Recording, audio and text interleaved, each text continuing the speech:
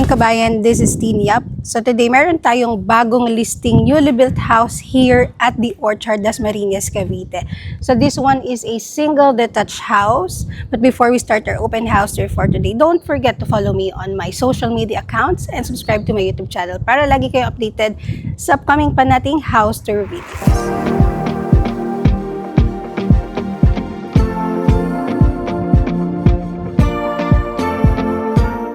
So kabayan, itong property na to is facing west. Then ang kaniyang frontage is for about 10 meters wide. So pakita ko muna ang community dito sa aking left side. And dito naman yun sa aking right side. So ang kaniyang lot area is 204 square meters. Total developed area is 285 square meters. So tara dito kabayan. So makikita nyo dito sa kanyang sidewalk, no? May steps na siya kaagad pataas. So it means that elevated yung property. So this one, modern minimalist architectural design. And as you can see, yung facade niya na open facade para maganda yung kanyang ventilation dito sa bahay. And also the accent of the house dito sa front ay wood-like planks ang kanyang design. And then meron ka ditong plant box. Gusto mong taniman, pwede ka maglagay dyan. So doon naman, dito naman sa right side, may accent yan na stone cladding. Textured and gray ang kaniyang color. So here, meron kang two sets of gate. Meron kang pedestrian gate and also a vehicular gate as well. So dito ay dumaan sa pedestrian gate. Meron kang just a small roof dito sa side na to, no? Cover dito sa side na to. Para kapag may delivery ka, 'di ba? Na ulan, dito magi-stay and magdo-doorbell. Meron ka pa rin dito nga small plant box also here on the left side. Then customize ang house number dito sa property nito. So here para naman sa pathway dito sa pedestrian gate, tiled, textured, so hindi ka naman madudulas. Non-skid naman yung tile. Sa left side ko, meron ka ditong pocket garden. There. And with fence and gate na yung property. So talagang mag-move-in ka na lang, complete finish turnover. Dito naman sa front, meron ka pa ditong pocket garden as well. Also on this part. Now for the base color of the property, it's not white. It's medyo cream na color yung kaniyang base. Then here sa yung carport area, kasya dito, dalawang sasakyan. And the flooring ay pebbled na. And meron ka na ding faucet, of course. No, para pag maglilinis ka dito sa part na to ng car mo, ay hindi ka na kailangang kumuha pa ng tubig sa loob. So very accessible lahat ng mga fixtures dito sa property na ito. Now this house, tulad na banggit ko kanina, it's a single detached. So paikot ang kaniyang fence, wala siyang firewall dahil single detached nga ito. So makikita nyo sa right side ko, meron niyang setback, may yard. Also on dun sa left side, meron din yan.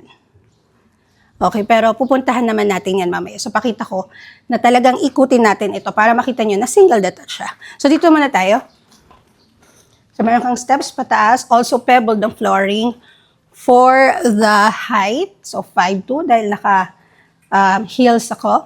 So, ganyan yung kaniyang taas. Here is the lanai area. So, dito, meron kang access going to the dining area. And, may screen door na rin yan. So, tira pa dito. Let's move on here. Side garden over here. So, estimated ito 1.5 meters wide. Dito, mga around 2 meters. Or 1.5 din as well. Dito naman, ang flooring ay naiba. So, medyo nagkaroon siya ng tiles, but non-skid naman siya. So, yeah, hindi ka madudulas pag non-skid. Service counter. So, this is the service area. Oh, by the way, ito yung utility area. Yan, balik lang kain ng konti. Yan. May nakalagay naman na provision for washing machine and dryer. So, may mga outlet dyan.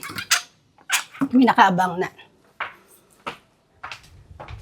Moving on here, meron ka ditong service door. Yan, papunta sa iyong kitchen area. So, kung magpapalagay ka ng booster pump, dito naman yung sa side na yan. Side garden. So makikita nyo, lulusot din ako sa kabila. So that is single detached. So another access sliding, papunta naman dito sa bedroom sa ground floor.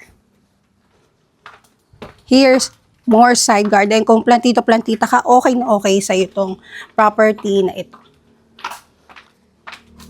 Now we are here at the porch area. So tara kabayan, check na natin ang loob ng property nito.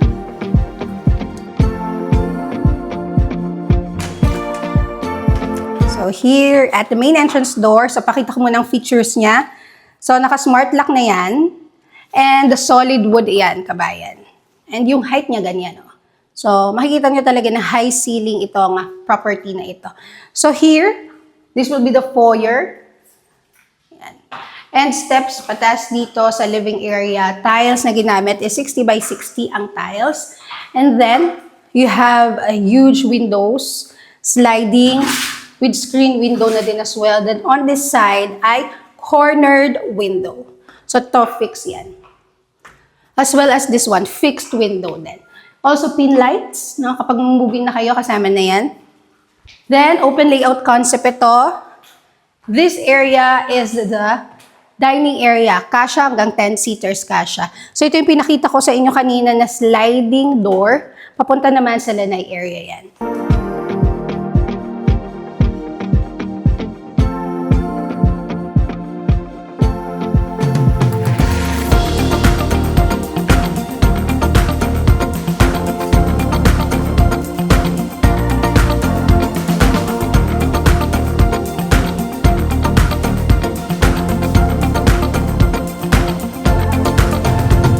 This part naman ay makikita nyo na cove ceiling na din yan, na panels in the ceiling are installed as well. Here on this area, meron kang island over here. So, breakfast nook, pwedeng-pwede dito. And meron kang drop lights dyan. Also, overhead and a base cabinets kasama. Color of this is gray. For the kitchen countertop, this is made of granite tiles. So, ganyan yung color, yung design niya, no, marble. Ayan. Ito yung provision for the microwave oven. And meron ka na din ditong built-in na stovetop, which is Technic ang kaniyang brand. Ayan, makita naman, no? Technic Technogas.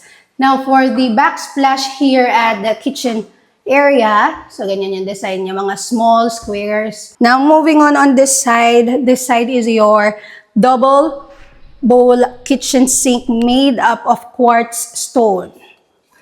Yan. So, ito na yung modern na din siya. So, imported yung mga materials na ginagamit dito. Also, meron ka ding window dito sa side na to, no? Para pag nagluluto ka, even sa kitchen area mo, maganda yung ventilation. Meron ka din dito, of course, na kitchen pantry. Yan, dito sa kitchen area. Pakita ko lang din, galing tayo dito kanina. Dito yung service counter. And the service area, yan, may access going to the kitchen area. Also, sa papasok dito sa property mo. Meron ka ditong bedroom sa ground floor. And a common toilet and bath.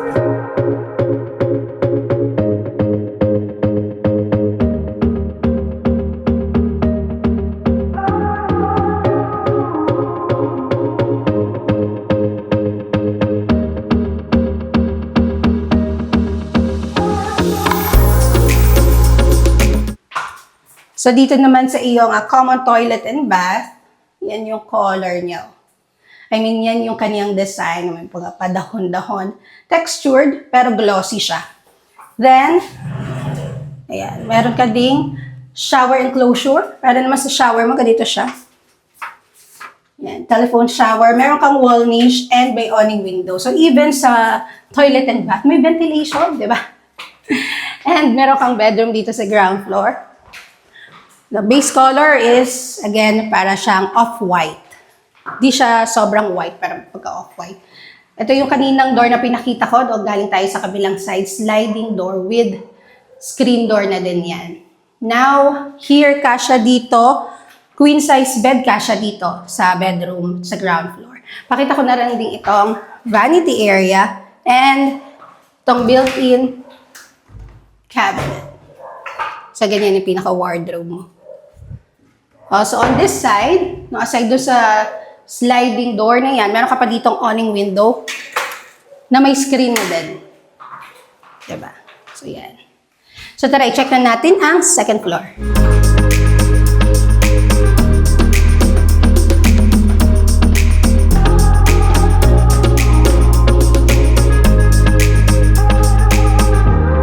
So, kabayan, tara, i-check natin ang second floor. 4-year stairways. The thread is solid wood. Base, of course, is concrete. Hand railings ay solid wood din. Here, meron ka ditong windows. Awning window, then fixed window yung nasa taas. Ayan. So, ang lawak ng stairways mo ay tamang-tama lang. Actually, 2 tao, kasya sila magsabay maglakad, ano. Then, on this side, tempered balustrade. Dito, merong 4 bedrooms. So, unahin na natin itong bedroom na to.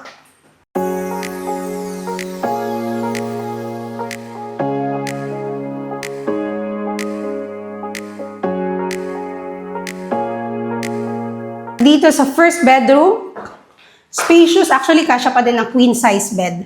PVC ang flooring. Sliding window with screen window as well. And meron kang 4-door. Yan.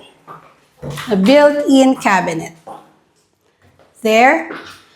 And this one, meron siyang sariling toilet and bath. Tiles ay textured, so hindi ka madudulas. So, ang design naman niya ay ganyan. Complete fixtures, may mirror, may lavatory, may toilet bowl, of course. And ito yung shower area. Wall niche at meron ding window dito sa side na to. Shower enclosure as well. So let's check the second bedroom here at the second.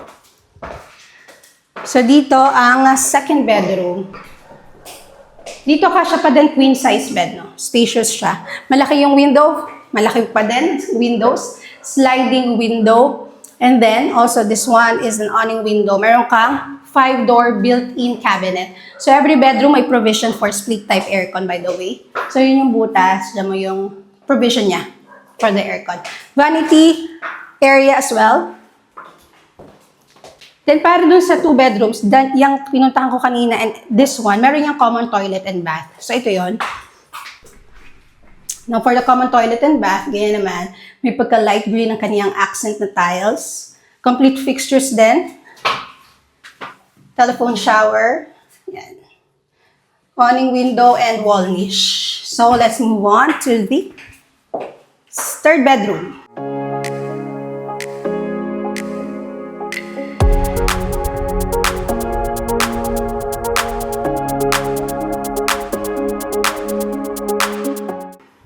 No, magkakamali pa nga. So, this is the third bedroom. Still spacious, kasya ang queen size bed. Awning window, provision for split-type aircon. And meron kang 4-door built-in cabinet. There. So, wardrobes. And, of course, the vanity area. Moving on na dito sa master bedroom. Of course, master bedroom is very spacious. Tingnan nyo yung kanyang bedroom. No? Kasya, 2 queen or king-size bed na customized kahit malawak, malaki, kasyang-kasya. For the ceiling, ganyan, meron siyang panels as accent, pin lights, and may nakaabang na kung magpapalagay ka ng chandelier or yung may design na mga lights, no, dyan sa center. So, this bedroom, meron siyang walk-in closet.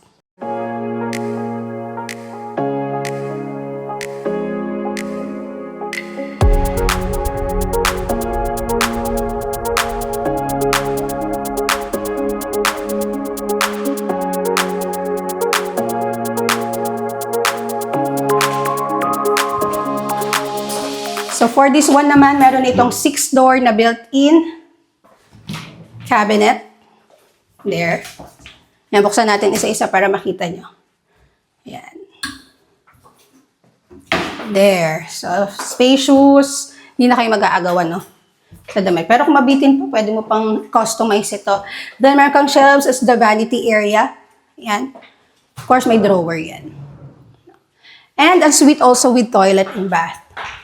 Meron dito kang jacuzzi.